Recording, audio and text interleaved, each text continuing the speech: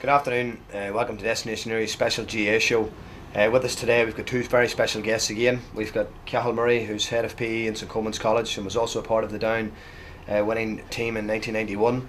And we've got John Clarke, who was also part of the Down team in 2010 when we got the All-Ireland finals. You're very welcome, gentlemen. Good afternoon. Thanks, David. Just what boys mentioned the fact that both of you obviously have played in the red and black, and the weekend was a disappointing weekend for us. And I know yourself, John, we'll start with yourself, probably an interesting year for you in the fact that this is probably the first year you weren't involved as a player with the Down team in the last decade. How did you see the game on Saturday, or was it more difficult watching it from the stand than as a player? Yeah, no, there's no doubt it was a strange sort of feeling, going down to Croke Park just to watch the guys playing. But I fully expected Down to win on Saturday, and probably the fact that they were comprehensively beaten was more disappointing maybe than anything else. And performance in particular, as I'm sure the guys know, probably wasn't up to scratch, and as a result Mayo won the game probably quite easily in the end, and it was very, very disappointing day all round. Yeah, and Cathal, yourself, how did you see the game on Saturday? Obviously it was, it was for 15 minutes. I think it was 1-4 to 1-4, and then the second Mayo goal seemed to just we seemed to capitulate, after it. Yeah, nib and tuck for most of the first half there. The whole cliche that goals win games, and that's the way it turned out. I think we had difficulty getting to grips with the movement of the Mayo forward line. Probably loose in some ways and expecting men, I suppose, maybe marking space as opposed to going man for man. They hit us in the break and we were caught maybe chasing shadows, and certainly, as much as Callum's goal kind of kept us in touch and was vital in sort of prolonging the agony maybe to some degree, but certainly we didn't push on from that and paid for it in the end. Yeah, and James said after the game, any limitations and weaknesses you have are cruelly exposed in Croke Park, and there's no doubt that a couple of times this year, if we look back through the season, with the National League semi-final, John, as well, against Cork, we get exposed as well in Croke Park. Yeah, unfortunately that's the way it is. Once you go to Croke Park, the country's eyes is on you, and any weaknesses is talked about up and down the length of the country. Was on the flip side, if you're playing well, the same happens. But I think the wide open spaces of Croke Park, as Cathal alluded to there, was maybe guys marking space and maybe not picking men up, and as a result Mayo were easy to find the net, and probably could have had a couple more goals as well. Yeah, and when we look back through the year, Cathal, in January, if we look back at the season, there was a lot of criticism fired at the Down team and maybe the management team, but when we look back through the season in the National League, we had terrific wins away to Mayo, we had a great win away to Laois, we beat the All-Ireland champions in Newry in Dublin, and beat Donegal, and ended up in the National League semi-final and also an Ulster final. So a last eight of an All-Ireland, an Ulster final and a National League semi-final, maybe with the players that have left, and James has never alluded to the players that have left, but maybe the players that have left, was that an overachievement for us this year, Cathal? Yeah, people have written us off saying we weren't the team that we were in 2010, but you got to realise that how many players have gone. John himself sitting beside me here, who would have been an asset on Sunday for us. We needed maybe a big man, the full forward line, a target man, and certainly there would have been a place for the likes of John. We've lost so many other players. I mean, you're talking maybe 10 to 12 players who were involved in that 2010 campaign, and certainly you can't really say it was a bad season. We say we regained our Division 1 status, All-Ireland semi, our quarter final, and some great results along the way. It wasn't bad for the players that we have, considering who we have lost. And of course, just obviously in the news today, in the Irish news, speculation over James' future. As a manager, is there any outstanding candidates, John? Obviously James is still in the job; he hasn't declared his future. But is it wrong? Should we be looking at a change at this stage, or I think it's hard to know, Stevie. It is early days, and you're going to be talking 3 or 4 days after such a defeat, and I'm sure James and all the management team are hurting, and we'll probably sit down over the next couple of weeks and see where the future lies. But from a personal point of view, James has done tremendously well. His 3 years in charge.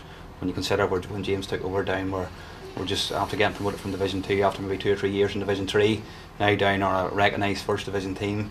They've got to the first Ulster final in maybe 8 years, and also played in Croke Park numerous times, whereas before I think when he played in Croke Park once between 2001 and 2008, so he has done well. But again, it'll be down to James, the county board, to sort that out. And regarding people maybe interested in the job, who knows? I'm sure there's names out there that people will be speculating about, but it's but there'll be nothing confirmed, I'd say, for the next few weeks anyway. And it is a tough job, Cal. You know, management at any level is a tough job, but particularly inter-county level, where it seems to be a results-driven business, and if you don't get them, unfortunately, there's no hiding places. You know. Yeah, the old cliche: the players win games and managers lose them.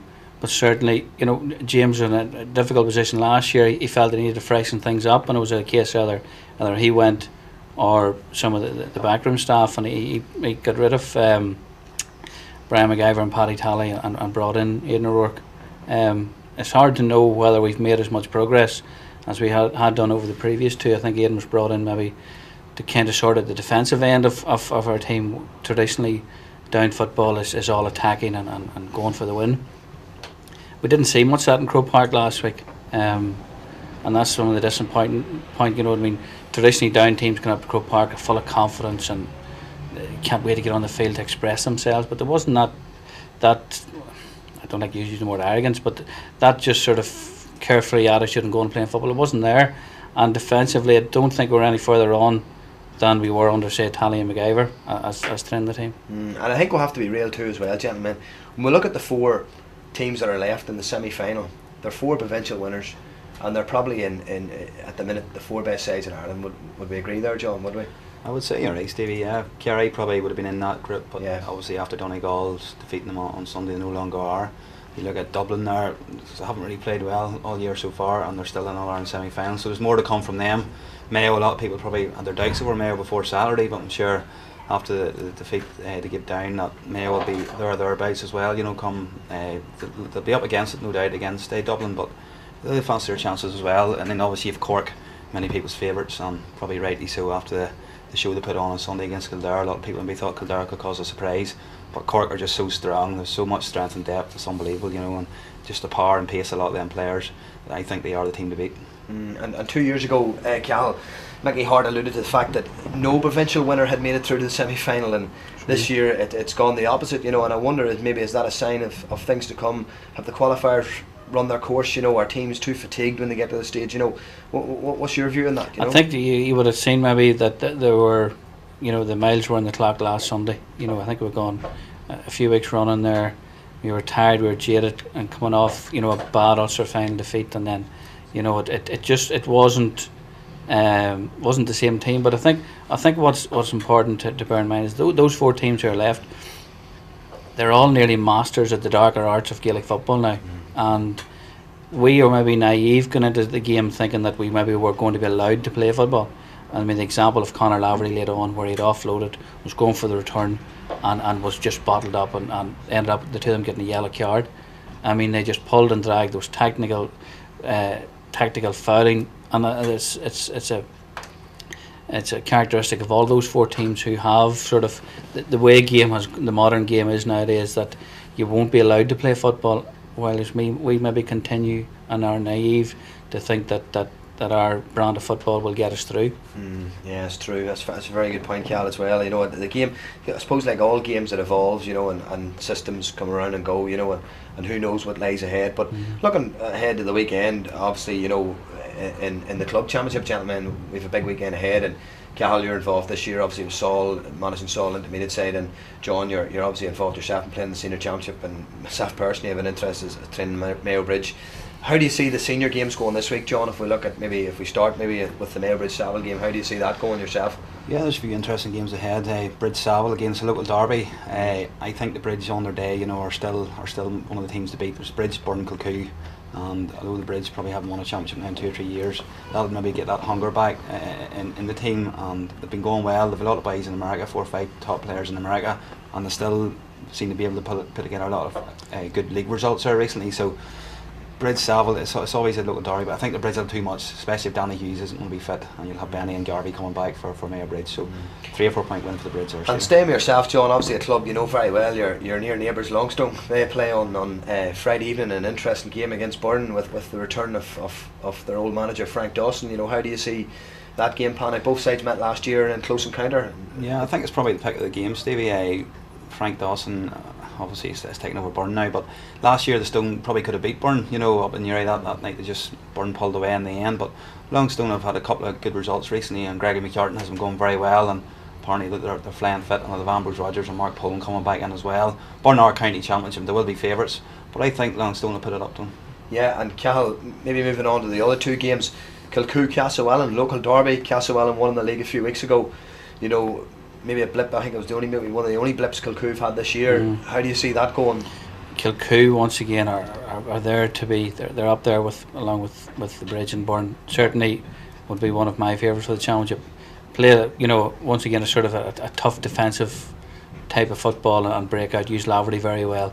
They played a system which is very effective, and I don't think they'll have much ball with Castlewellan. Yeah, and your own club, Cathal Clonduff, up against Bryansford, a team again that have a lot of men missing and a lot of men you know, across the water. How do you see that going, Cathal? Clonduff should have too much for them. Jason Brown's coming back. He hasn't played back in the last few league games, I think. So you'll have Arthur McConville maybe looking to. I'm sure he's chomping at the bit to get in there. Maybe could have got a run at Croke Park or at some stage for the down setup. So he's going well for Clonduff. You have Darren O'Hagan, who had a great game for down on Aidan Carr as well. So I expect Clonduff to come out now. Yeah, and then we've got what I would call the last chance games. Obviously the structure in Down John's changed this year in that it's become a backdoor system, and the backdoor obviously comes into action this weekend with the 4 or the 8 losers from the first round playing off each other in 4 games. And your own club, John, and Rake's involved that again. The Shamrocks, how have you been going, or you know, is confidence up for Saturday? Well, Kilcoo gave us an awful hammering in the first round proper, and we were always going to be up against Kilcoo, but Kilcoo are that step above us at the minute, and we've been going so in the league. You know, we have lost a lot of players and a couple of injuries now at the minute as well, but it is always good to get a second chance in the championship, and championship week's always a wee bit special. So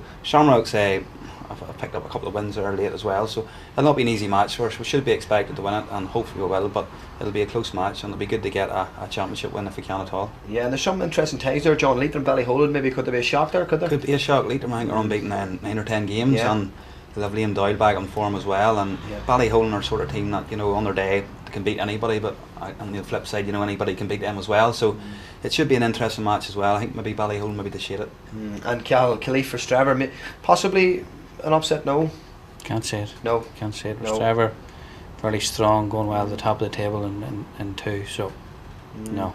But Patrick Lough Island, local derby, yeah, not to play for that. Turley's back in for Patrick as well. You know, you could find a draw in that game actually with Dan back for Lough Islands.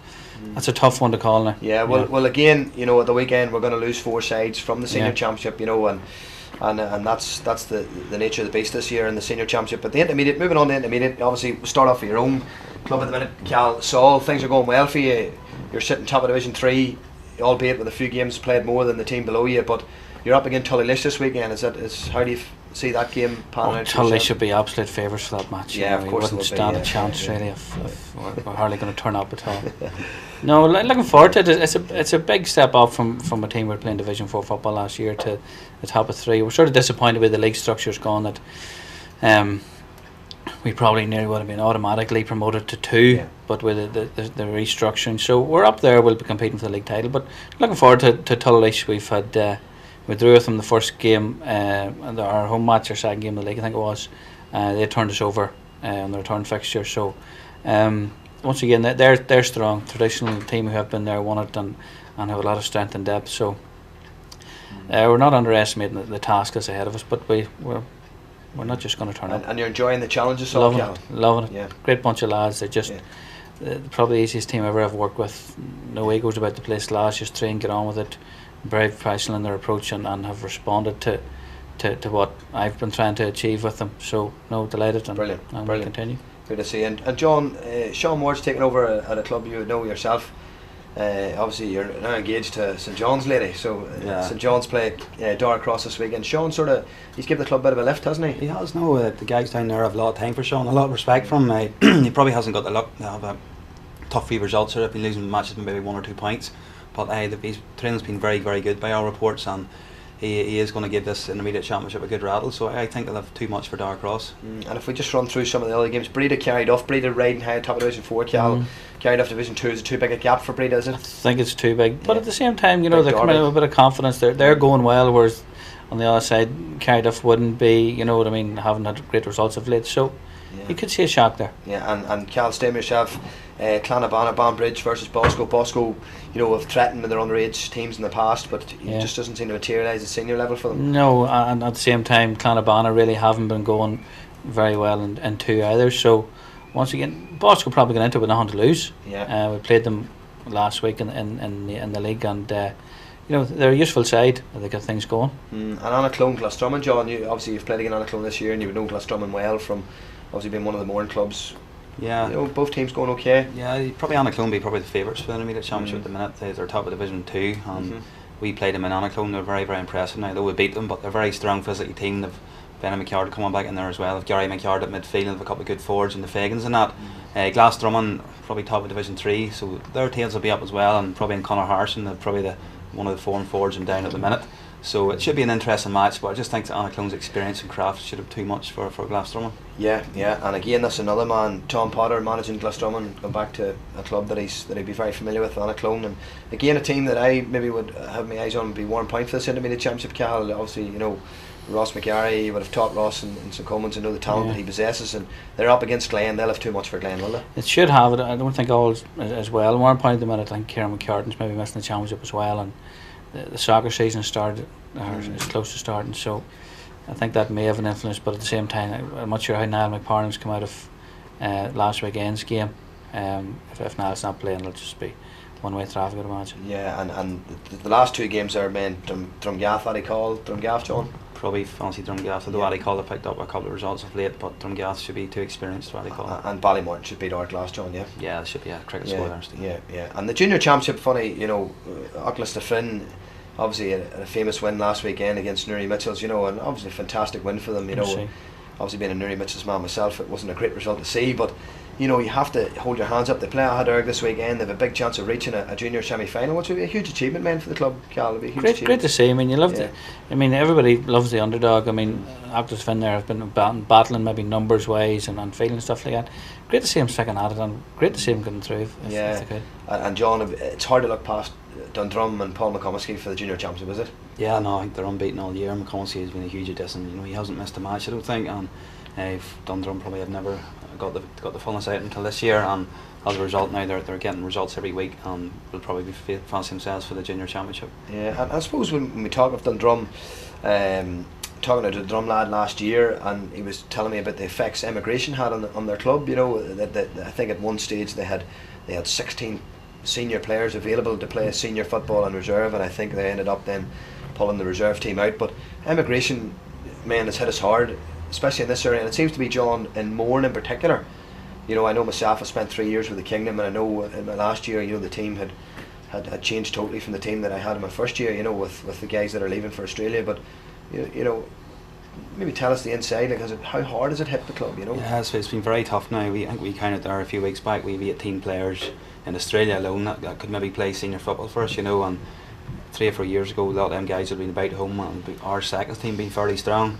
This year our seconds team's practically been non-existent. We've been lucky to get 15 players on the field, and as a result of that now a lot of guys that maybe previously wouldn't be getting on seconds teams are now pushing for senior starts for us, and it is difficult.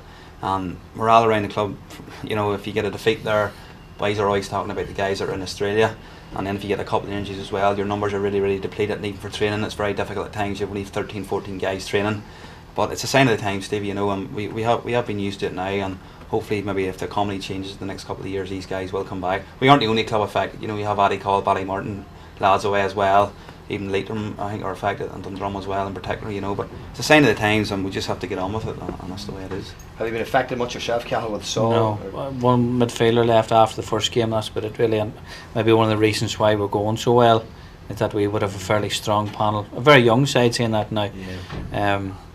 This last number of games, you probably as many as 8 or 9 of last year's minor team finishing games. So the fact that we have a fairly strong panel and good numbers of training means that we're able to transfer that form then to games. Yeah, well, I know myself personally from the Mayo Bridge thing, John. You mentioned the 5 guys in America.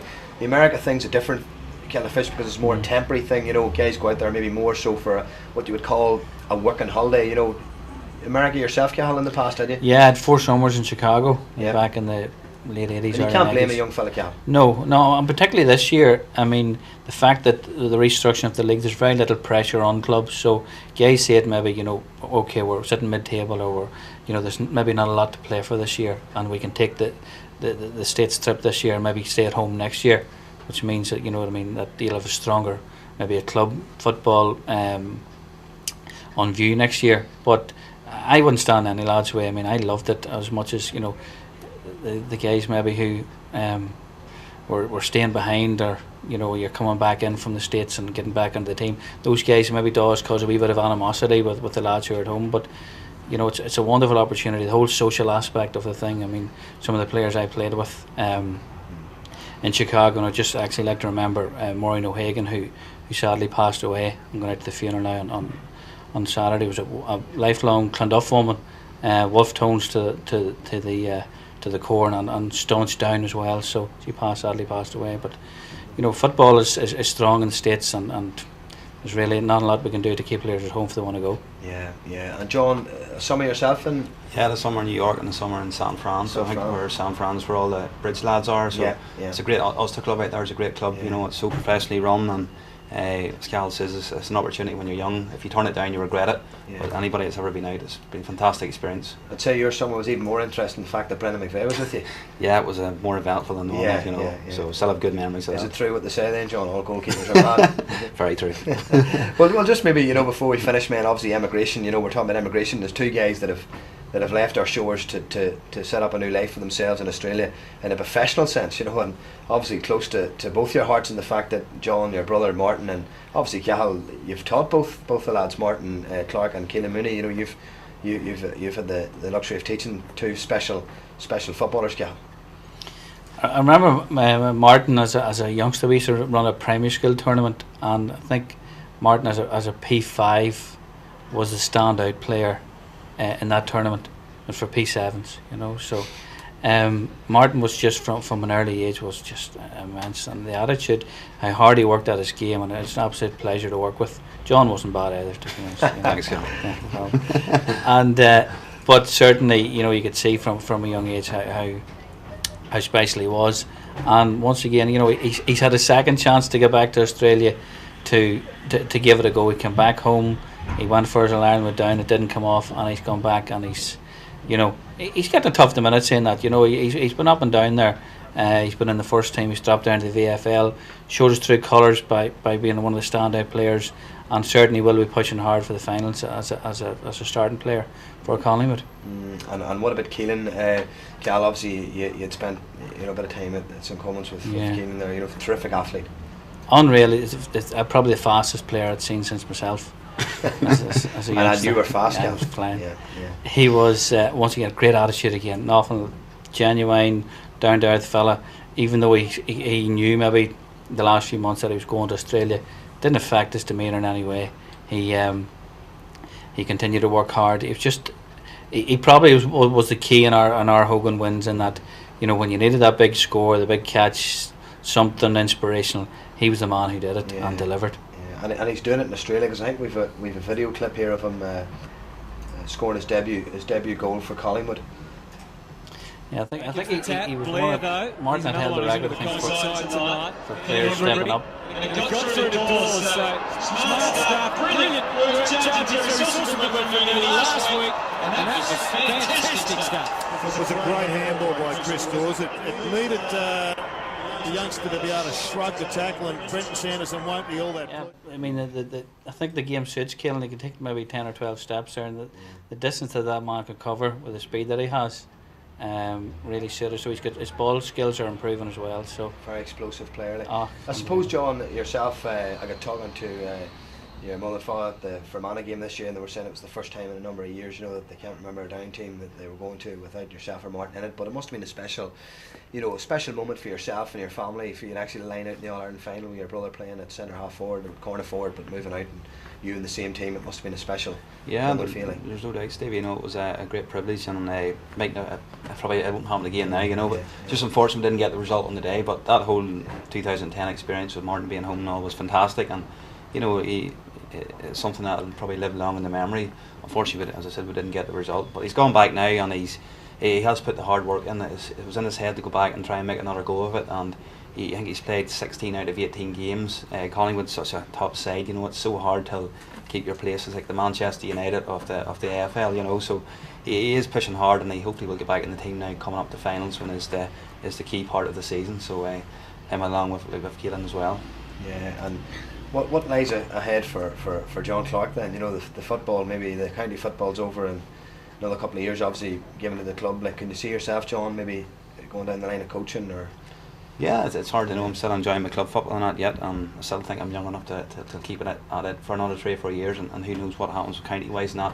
I would never say never with it as well, you know. But coaching is something I'd always look at, and take tips from likes yourself there, Stevie, one of the best coaches about at the minute. But it is something I would enjoy, you know, and maybe 3 or 4 years down the line, who knows, get in with maybe a club like Cathal is at the minute, and I'm working my way up. It's something that I would enjoy now. Well, Cathal obviously being the second best coach in the room here today. Like, you had 2 fantastic back-to-back successes, Cathal, with your schools and Coleman's, you know, Hogan Cup successes, and I was fortunate enough myself to win an All-Ireland vocational schools in 2007 with Kilkeel, St Clement's Kilkeel, and it's a special feeling, you know, winning an All-Ireland title with the lads you see every day of the week, and people probably don't really, you know, fully understand how often or how much time you have with these guys, you know, and it is a special feeling. Obviously, you know, it was a terrific achievement, Cathal, wasn't it? You know, it was. I mean, it's difficult. I mean, as much as maybe, you know, I'm not sure who's long you, Stevie, but I mean, the backroom staff that we had, you know, the 4 of us who worked together, myself and Declan Musson, Ewan McAvoy and Barry Kelly, it took all 4 of us, because there's such a massive commitment. You're talking about from September, 3 days a week, every Saturday, and maybe 3 days over Halloween, 5 or 6 days over Christmas, Easter holidays, and it takes that, because way back when I was playing the college, we were winning things. Other schools maybe weren't putting as much time into it as we were then. Now the ante's been pushed up, that everyone is putting in such a massive effort, that there is a fine line, and it takes the special players. You know, your Chris Clarks and your Caelan Mooney's, your Jerome Johnsons, your Tony McGreevy's, or Niall Donnelly, boys like that, who were such an inspiration. And you've the likes of, you know, you've Conor Goff there and Niall McBarn, who've both been on to represent the county as well. So it takes a special breed of player, a lot of work. I mean, John knows himself there. Like, we maybe struggled with at St Louis at the time. We were at a level where it was difficult. Maybe we were sort of just trying to create a niche for ourselves, but certainly it took a big effort. And as John, I think it was '98, we won the first B title with the Brother Ennis Cup and stuff like that. So, you know, schools football, I just love it. You get so much out of it, and such a kick. Yeah, and like, despite the fact that people maybe just, you know, need to be aware too, there's other schools doing the same work and maybe not getting the same success, you know, and that's what fills me with hope for the future of Down football. There's a lot of work going on in schools in Down, you know, and across the whole of the county, and you know, I think Down football's in safe hands, and I think, you know, maybe in the next few years we'll see some of the talent coming through that you've mentioned, Cathal, you know. But I think we'll finish off on that, and I would like to thank Cathal and John for coming here today, and good afternoon to everybody.